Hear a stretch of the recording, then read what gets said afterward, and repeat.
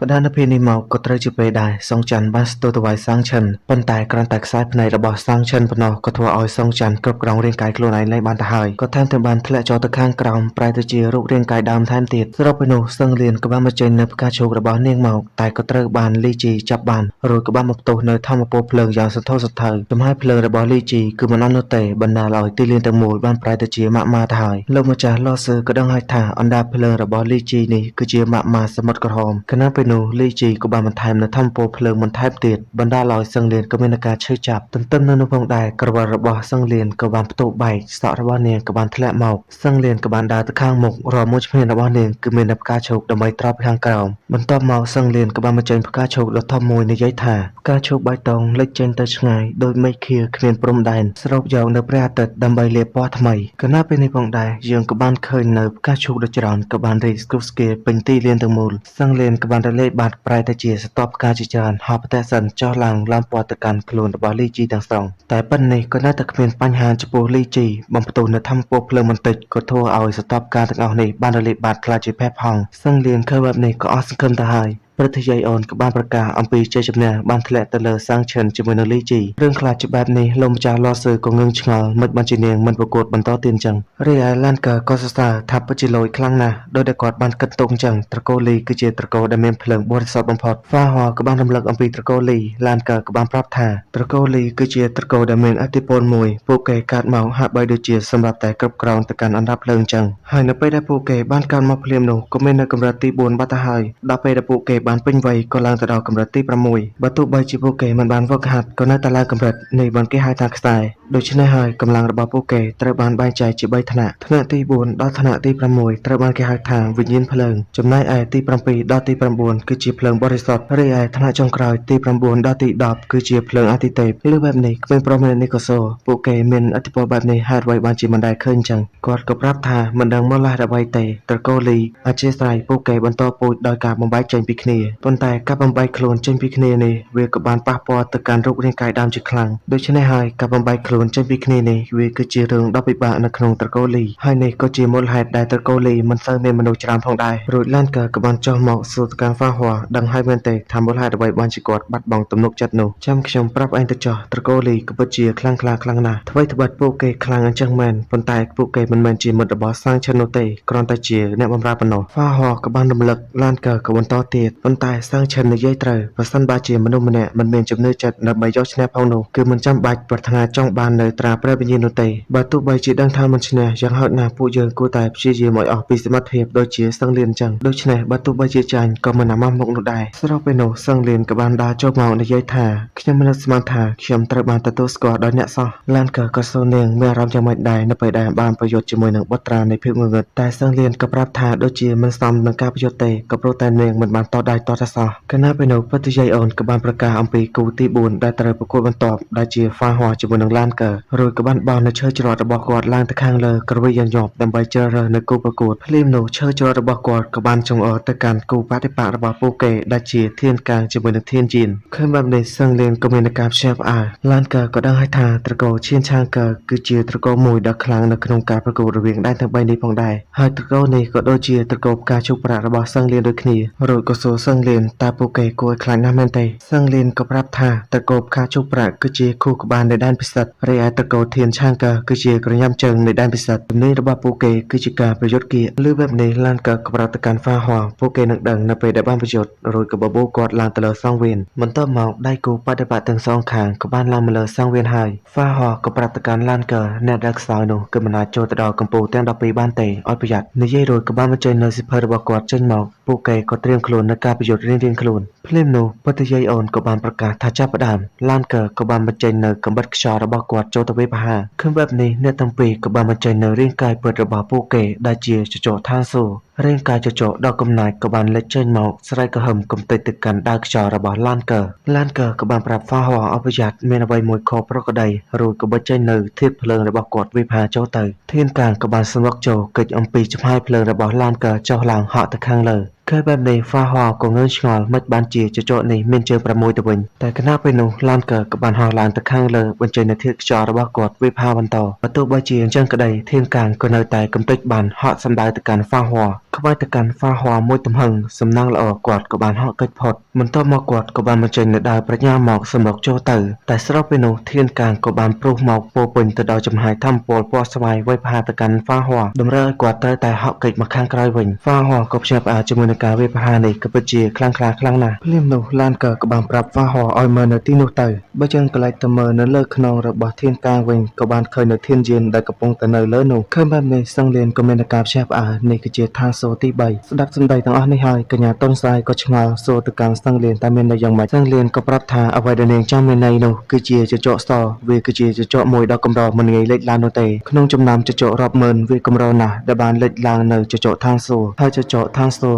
៌វាក៏បានទទួលនៅអំណាចដែលចេញអំពីអតិទេពវាអាចបំផ្លាញទៅកាន់វេទមន្តទាំងអស់ចេញពីខាងក្នុងមកក្រៅពីនេះវាក៏អាចស្រូបយកធម៌ពលចេញពីព្រះច័ន្ទមកដើម្បីមកពង្រឹងកម្លាំងរបស់វាកាន់តែខ្លាំងបន្ថែមទៀតបើយើងកន្លែងមកលើទីលានប្រកួតវិញធានកាងក៏បានសម្រុកទៅរកហ្វាហោក៏នៅតែមិនខ្លាចក៏វិញនៅដើររបស់គាត់ឆាតស្ទុះទៅចាក់គេគណៈពេលដែរដើររបស់គាត់ស្ទើរទៅចាក់ទៅកាន់គេបានទៅហើយរលកធម៌ពលមួយក៏បានស្លាយភាយចេញមកក៏ធ្វើឲ្យដើររបស់គាត់បានរលាយបាត់ទៅឡានកើរួមទាំងហ្វាហោក៏មានការឈឺចាប់ជាខ្លាំងភ្លាមនោះធានកាងក៏បានខ្វាច់មកមួយក្រញាំក៏ធ្វើឲ្យហ្វាហោខ្ទាតទៅយ៉ាងឆ្ងាយឡានកើឃើញបែបនេះក៏បានប្រញាប់ទៅទប់ប៉ុន្តែគាត់ក៏បានក្អួតឈាមផងដែររីឯធានយានវិញក៏បានប្រាប់ឲ្យធានកាងប្រញាប់ចាត់ការទៅកាន់គេទៅធានកាងក៏ទទួលបញ្ជាសម្រុកចូលទៅខ្វាច់ទៅកាន់ពួកគេម្នាក់មួយក្រញាំក៏ធ្វើឲ្យពួកគេរងរបួសយ៉ាងធ្ងន់បន្ថែមទៀតបន្ទាប់មកធានកាងក៏បានទាត់ទៅកាន់ពួកគេម្នាក់មួយជើងចុងក្រោយក៏ធ្វើឲ្យស្រែកដោយការឈឺចាប់ស្ទើរតែបាក់ឆ្អឹងទៅហើយតែប៉ុណ្នេះគេក៏នៅតែមិនបញ្ឈប់បញ្ចេញនូវធម៌ពលយ៉ាងសន្ធោសន្ធៅសម្រុកចូលទៅម្ដងទៀតខណៈពេលដែលគេបានយានៅក្រញាំចង់ខ្វាច់ទៅកាន់អ្នកទាំងពីរម្ដងទៀតនោះឡានកើជាមួយនឹងហ្វាហោក៏បានប៉ះដៃគ្នាក៏ធ្វើឲ្យពួកគេបានលេចចេញនៅទីតាំងមួយទៀតពួកគេក៏បានអណ្ដាតចុះឡើងជុំវិញទៅលើដុំធម៌ពលដែលនៅចំកណ្ដាលសញ្ញានៃអង្កាំដទិភាពក៏បានលេចចេញមកស្របពេលនោះរបួសរបស់អ្នកទាំងពីរក៏បានជាសះស្បើយឡើងមកវិញសម្លេងពូក៏បានប្រកាសថាអង្កាំដទិភាពចែកចេញជាពីរអ្នកចែករំលែកជីវិតតែមួយខណៈពេលនោះដុំធម៌ពលដែលនៅចំពោះមុខក៏បានផ្ទុះយ៉ាងខ្លាំងក្លាយ័ន្តមួយសម្លាក់ក៏បានលេចចេញមកជាមួយនឹងធម៌ពលដែលចេញអំពីដុំមួយនេះក៏ធ្វើឲ្យអ្នកទាំងពីរបានរីកចម្រើនជាខ្លាំងហើយពេលនេះអ្នកទាំងពីរក៏បានឡើងទៅដល់កម្រិតទី7ដូចគ្នាកាន់មកដល់ខាងក្រៅវិញហ្វាហោជាមួយនឹងឡានកើក៏បានងក់ក្បាលដាក់គ្នាហ្វាហោក៏បានបញ្ចេញនូវខែដើម្បីមកទប់ទល់អំពីកម្លាប់ដៃរបស់គេរួចក៏បានចាប់ដៃឡានកើបោះឡើងទៅខាងលើបន្ទាប់មកឡានកើក៏បានបញ្ចេញនូវធម្មពលខ្យល់វាយទៅកាន់គេទម្លាក់ធ្លាក់ចុះទៅខាងក្រោមរួចឡានកើក៏បានហោះទៅខាងលើកាន់តែខ្ពស់បន្ថែមទៀតចាប់ផ្ដើមរួមបញ្ចូលអំពីធាតុរបស់គាត់ធានកាងក៏ប្រាប់ឲ្យបញ្ឈប់កុំឲ្យគេបញ្ចេញនៅអក្ខរាវិរុទ្ធរួមបញ្ចូលនេះអសោះតែបើពួកគេចង់បញ្ឈប់ទៅកាន់ឡានកើនោះគឺត្រូវតែរំលងហ្វាហោជាមុនសិនខណៈពេលនោះហ្វាហោក៏ចាប់ផ្ដើមបញ្ចេញនូវស្នៀតកាន់កាប់ទៅដោយព្រះវិញ្ញាណទន្ទឹមនឹងនោះផងដែរធម្មពលរបស់គាត់ក៏បានបំផ្ទុះចេញទៅលេចចេញនៅវត្តមានមេតម្នាក់កាន់នៅខែអមទៅដោយដាវយ៉ាងអង្អាចសម្រុកទៅកាន់អ្នកទាំងពីរធានកាងក៏បានរត់ចូលមកហក់ទៅខាងលើប៉ុន្តែក៏ត្រូវបានស៊ីមួយខែធម្មពលខ្ទាតចេញយ៉ាងឆ្ងាយឃើញបែបនេះសង្លៀនក៏មានការភ្ញាក់ផ្អើលនាងគឺមើលខុសទៅកាន់អ្នកទាំងពីរម្ដងទៀតហើយព្រមទាំងដឹងថែមទៀតថាកម្រិតធម្មពលរបស់អ្នកទាំងពីរក៏បានកើនឡើងមួយកម្រិតទៀតឬមួយក៏នេះគឺជាកម្លាំងលាក់កំបាំងរបស់ពួកគេបើកលែកមកលើសង្វៀនប្រកួតវិញហ្វាហោក៏បានលើកនៅដាវឡើងកាត់សម្បៅទៅកាន់ធានយានធានកាងក៏បារម្ភរត់ចូលទៅស្រែកប្រាប់នាងអបយ៉ាតរួចក៏យកខ្លួនប្រានខ្លួនទៅរងជំនួសនាងក៏ធ្វើឲ្យធម្មពលបានផ្ទុះចេញទៅធានយានក៏បានខ្ទាតមកប្រែទៅជារូបរាងដើមវិញកលែកទៅក៏បានឃើញនៅហ្វាហោបុកក្នុងនឹងចាក់ទៅកាន់ធានកាងតែនាងក៏បានបញ្ចេញនៅធម្មពលដើម្បីរារាំងតែនាងក៏ដឹងហើយថាធម្មពលអតិទេពរបស់នាងពេលនេះគឺមិនដំណើរការនៅទេតែមិនថាយ៉ាងណាក៏នៅតែក្រោកឈរឡើងម្ដងទៀតបញ្ចេញនៅធម្មពលរៀបនឹងវេប្រហារទៅហើយក៏ស្ទើរតែបានឃើញឡានកើកំពុងតែរួមមកចូលចេះចេញនៅចំហាយធម្មពលពីពេញអាកាសគាត់ក៏បានបើកភ្នែកមកពោពេញទៅដោយចំហាយធម្មពលបញ្ចេញនៅស្នៀតខ្យល់រន្ទះផ្គរលាន់មេឃាគ្រាន់តែសម្ពាធធម្មពលដែលបានចេះចេញមកនឹងក៏ធ្វើឲ្យធានយានទប់ខ្លួនឡើងចង់ជាប់ទៅហើយបន្ទាប់មកឡានកើក៏បានបញ្ចេញនៅធម្មពលយ៉ាងខ្លាំងក្លារបស់គាត់នោះសម្រុកទៅកាន់ធានយានធានកាងដំណាក់កាលនេះទៅហើយក៏នៅតែយកខ្លួនប្រាណរបស់ខ្លួនទៅការពារធានយានទៀតគ្រាន់តែធម្មពលមិនទាន់ទៅដល់ផងធានកាងក៏ស្រែកដល់ការឈឺចាប់ទៅហើយតែស្របពេលនោះគណៈកម្មការម្នាក់ក៏បានរលាយបាតចូលទៅក្នុងសង្វៀនបញ្ចេញនៅវិញ្ញាណសត្វស្វារបស់គេកំទេចទៅកាន់ចំហាយធម្មពលរបស់ឡានកើគណៈពេលនោះប្រតិយាយអូនក៏បានចូលមកដូចគ្នាប្រកាសអំពីជ័យជំនះរបស់ឡានកើនិងហ្វាហោតែប្រកាសមិនទាន់ចប់ផងខ្សែភ្នែករបស់គេយ៉ាងកំណាចក៏បានសម្លឹងមកក៏ធ្វើឲ្យនាងផាត់ភ័យជាខ្លាំងក៏เลยមកកាន់ធានកាងវិញក៏បានប្រែទៅជារូបរាងកាយដើមសន្លប់ទៅបាត់ឡានកើក៏មិនខកគ្នាដែរក៏បានធ្លាក់ចុះទៅខាងក្រោមតែហ្វាហោក៏បានប្រញាប់មកទទួលស្របពេលដែលពួកគេ បងរងនឹងដើរចាក់ចេញទៅហើយនោះគណៈកម្មការម្នាក់នោះក៏បាននិយាយថាកម្លាំងរបស់អ្នកទាំងពីរនេះបានកើនឡើងដោយចម្លែកភ្លាមហើយថែមទាំងបានវាយទៅកាន់មនុស្សមកពីដែនពិសិដ្ឋយ៉ាងរបូតធ្ងន់ធ្ងររឿងនេះខ្ញុំគឺត្រូវតែពិនិត្យមើលគ្រប់គ្នាលើបែបនេះក៏បានយល់ស្របថាអ្នកទាំងពីរបានប្រើល្បិចតែគណៈពេលនោះផងដែរធម្មពលដ៏ខ្មៅងងឹតអមទៅដោយកែភ្នែកយ៉ាងកំណាចបានសម្លឹងមកកាន់គេអ្វីនោះបើទោះបីជាចង់និយាយបន្តតែក៏នៅតែមិនអាចធ្វើអ្វីបានត្រឹមតែក្តាប់ដៃទាំងកំហឹងរីឯអ្នកទាំងពីរវិញក៏បានដើរចេញយ៉ាងធូរទ្រង់បន្ទាប់មកសាររឿងក៏បានកាប់មកដល់ក្រោមដើមឈើមួយអ្នកទាំងពីរក៏កំពុងតែអង្គុយនិយាយគ្នាឡានក៏ងឿងឆ្ងល់តើមានអ្វីខុសជាមួយអង្គការដទិភាពទៅនៅពេលដែលពួកយើងបានប៉ះទៅកាន់គ្នានោះបែរជាធម្មពលបានកើនឡើងយ៉ាងទ្វេដងប៉ុន្តែនៅពេលដែលពួកយើងបានបែកគ្នានោះកម្លាំងរបស់យើងបែរជាថយចុះទៅវិញកាន់តែគិតកាន់តែវល់ហើយពេលខ្លះម្នាក់ខ្លាំងម្នាក់ខ្សោយពេលខ្លះទៀតក៏ខ្លាំងទាំងព្រមគ្នាហ្វាហក៏តទៅវិញប្រហែលជាមានការតាក់ទងជាមួយនឹងគ្នារួចឡានក៏បានរំលឹកទៅកាន់ស្តាំងឈិនតើមានឃើញអ្វីកើតឡើងចំពោះគេទេនៅថ្ងៃនេះបន្ទាប់មកក៏និយាយតាក់ទងជាមួយនឹងសងច័ន្ទជាមួយនឹងសង្លៀនវិញពួកគេនៅពេលនេះគឺមានគម្លាតខុសគ្នាឆ្ងាយណាស់ហ្វាហក៏ប្រាប់ថាពួកយើងក៏នៅតែត្រូវការថាមពលចេញអំពីអង្គការដទិភាពដើម្បីយកឈ្នះមើលទៅពួកយើងគឺមានតែការវឹកហាត់បន្ថែមទៀតហើយយ៉ាងហោចណាស់ពួកយើងក៏ត្រូវតែស្វែងយល់អំពីទំនាក់ទំនងចម្ងាយនិងថាមពលហ្វាហក៏សួរឌឺដងតើឯងមិនខ្លាចទៀតទេមែនទេឡានក៏ប្រាប់ថាគាត់លែងខ្លាចទៀតហើយរួចក៏បបួលហ្វាហទៅវឹកហាត់តែហ្វាហក៏តបទៅវិញថាមិនចាំបាច់ប្រចាំពេកទេគួរតែព្យាបាលរបួសជាមុនសិនបន្ទាប់មកពេលវេលាក៏ចេះតែកន្លងផុតទៅយ៉ាងយូរមេឃក៏ចាប់ផ្ដើមប្រែទៅជាពណ៌ខ្មៅខ្យល់ក៏ចាប់ផ្ដើមទម្លាក់ធ្លាក់ចុះមកឡានក៏បានចេញមកស្រែកហៅហ្វាហឲ្យចូលមកជ្រកភ្លៀងសិនមកហ្វាហក៏បានអរគុណដើរចូលទៅអង្គុយនៅខាងក្នុងមិនយូរប៉ុន្មានទឹកភ្លៀងក៏ចាប់ផ្ដើមធ្លាក់ចុះមកឡានក៏បានយកនៅអាហារមួយស្បង់ដើម្បីមកញ៉ាំគាត់ក៏បានសប្បាយចិត្តជាខ្លាំងតែពេលនេះគឺបានញ៉ាំភ្លើងមាន់ទៀតហើយតែហ្វាហក៏និយាយដដែលតែម្នាក់ឯងថាពួកគេគ្រាន់តែជាសាសប៉ុណ្ណោះឃើញបែបនេះឡានក៏